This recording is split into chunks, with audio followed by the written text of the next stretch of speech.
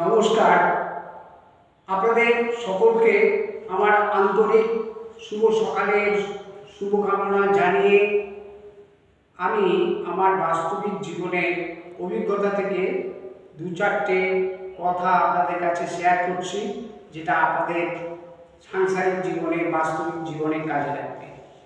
প্রথম কথা, আমরা দেখেছি সমাজে অনেক মানুষের সামান্য কারণে ঠান্ডা লেগে যায়, তাদের ঠান্ডা লেগে যাওয়ার একটা ধাত আছে।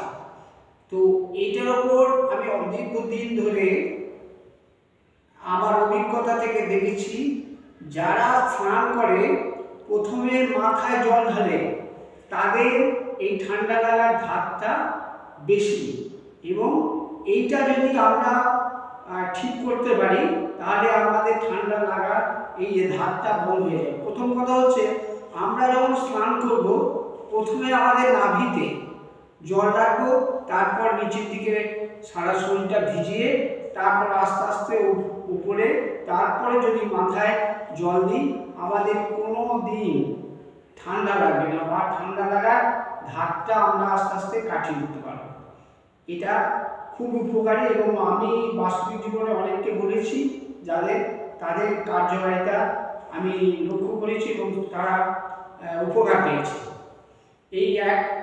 ২ নম্বর, আমি সাংসারিক জীবনে দেখেছি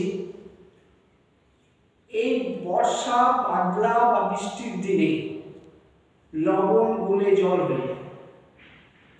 তাই ওই লবণে কি আমরা ব্যবহার করলে লবণ গলবে না। লবণে আপনি যদি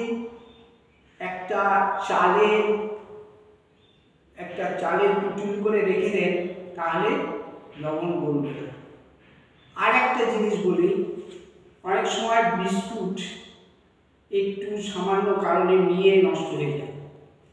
আপনি বিস্কুটের প্যাকেট যদি খোলা রাখেন সেটা টাইট করে রাখবেন, আর যদি বয়ামে রাখেন বয়ামে সামান্য একটু চিনি ছিটিয়ে দেবেন, দেখবেন দীর্ঘদিন বিস্কুট তরতাজা থাকবে। এইটুকুই। নমস্কার।